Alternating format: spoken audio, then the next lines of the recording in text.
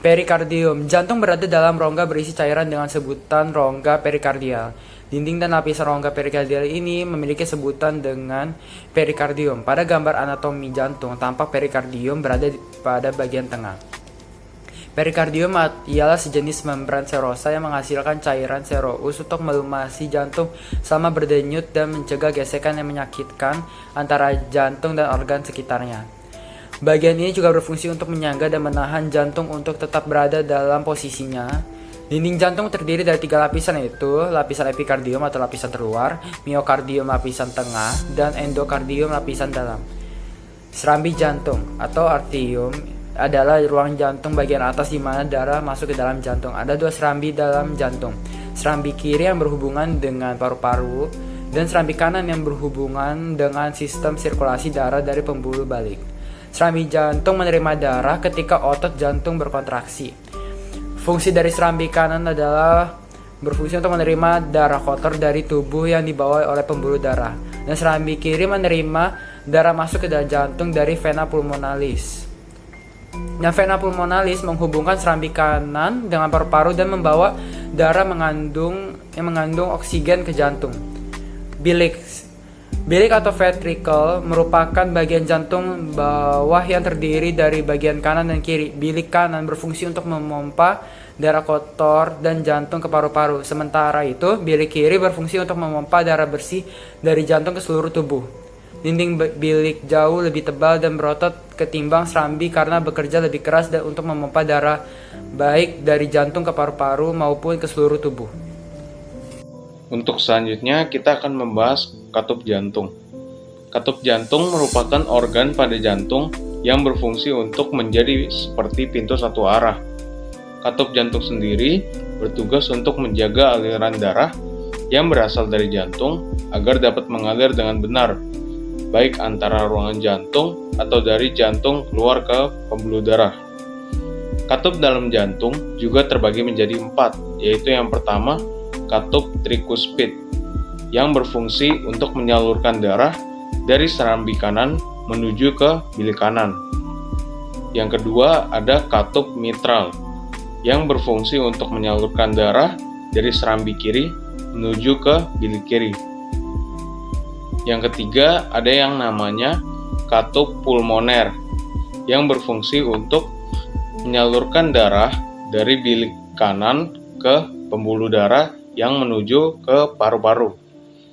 Yang terakhir ada katup aorta yang berfungsi untuk mengalirkan darah dari bilik kiri ke pembuluh darah yang menuju ke seluruh tubuh. Selanjutnya kita akan membahas otot jantung. Karena jantung merupakan organ vital dalam tubuh manusia, maka diperlukan bantuan dari otot jantung untuk menjalankan fungsinya. Otot jantung mempunyai kekuatan untuk berdenyut sendiri secara terus-menerus. Di dalam otot jantung juga terdapat sebuah sistem terintegrasi yang berada di dalam jantung mengawali denyutan dan merangsang ruang-ruang pada jantung secara sistematis. Yang perlu digarisbawahi di sini adalah otot jantung dapat bekerja secara otomatis, berbeda dengan otot rangka yang harus kita kendalikan secara kondisi sadar. Sekarang saya akan menjelaskan mekanisme cara kerja jantung dan pembuluh darah. Mekanisme kerja jantung. Jika serambi jantung mengembang, darah dari seluruh tubuh dan paru-paru masuk ke serambi. Kemudian darah dari serambi jantung menguncup dan darah masuk ke dalam bilik. Apabila bilik menguncup, maka darah dipompa menuju ke seluruh tubuh dan paru-paru. Pembuluh darah. Pembuluh darah adalah jalur bagi darah yang mengalir berasal dari jantung menuju ke jaringan tubuh, dan sebaliknya. Pembuluh darah terdiri atas 5 bagian, yaitu arteri, arteriol, venula, kapiler, dan juga vena. Menurut struktur dan fungsinya, pembuluh darah dibagi menjadi 3 macam, yaitu pembuluh darah arteri, vena, dan juga kapiler. Pertama ada pembuluh darah nadi atau arteri. Pembuluh darah ini adalah pembuluh darah yang membawa darah meninggalkan atau keluar dari jantung. Arteri condong terdapat agak lebih dalam di jaringan badan. Pembuluh arteri banyak mengandung oksigen atau O2, kecuali arteri pulmonalis yang membawa darah dari jantung ke paru-paru. mengandung karbon dioksida atau CO2. Perkenalkan, nama saya Steven Jonathan dan saya akan menjelaskan tentang pembuluh darah balik, pembuluh kapiler, dan perbedaan dari ketiga pembuluh darah. Jadi, pembuluh darah balik atau yang disebut juga dengan vena adalah pembuluh darah yang mengangkut darah menuju ke jantung. Pembuluh balik terdiri atas 3 lapisan, seperti pembuluh arteri. Dari susunan dalam kala luar adalah endotel, otot polos, dan jaringan-jaringan elastik serta jaringan ikat fibrosa. Pembuluh balik banyak mengandung karbon dioksida atau CO2, kecuali vena pulmonalis yang membawa darah dari paru-paru ke jantung yang mengandung banyak oksigen. Selanjutnya adalah pembuluh kapiler. Pembuluh darah kapiler merupakan pembuluh darah yang menghubungkan ujung pembuluh nadi terkecil dengan ujung pembuluh balik.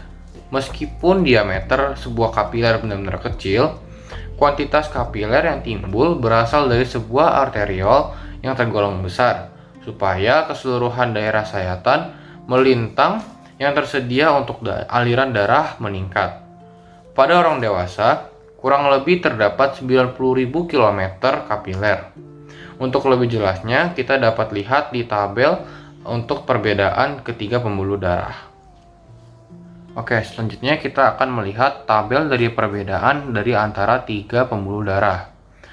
Dari 3 pembuluh darah ini, kita dapat melihat perbedaannya dari 6 sifat.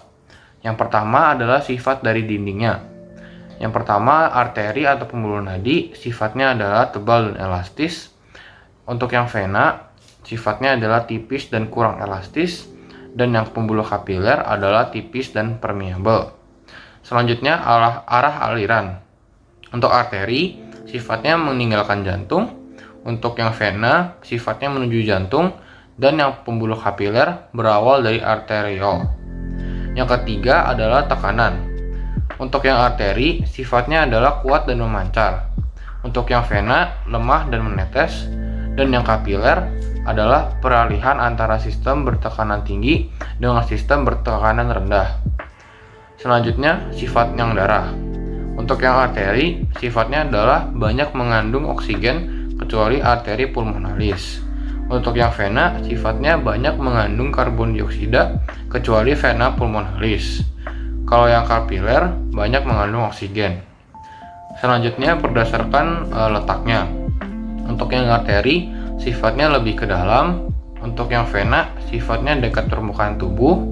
Dan untuk yang kapiler, sifatnya antara arteri dan vena. Selanjutnya yang terakhir, berdasarkan Clapp. Untuk yang arteri, sifatnya hanya satu pada pangkal nadi. Yang vena, sifatnya banyak di samping pembuluh darah. Untuk yang kapiler, dia tidak memiliki. Sekian dari kelompok kami. Terima kasih telah mendengarkan dari awal hingga akhir. Tuhan Yesus memberkati.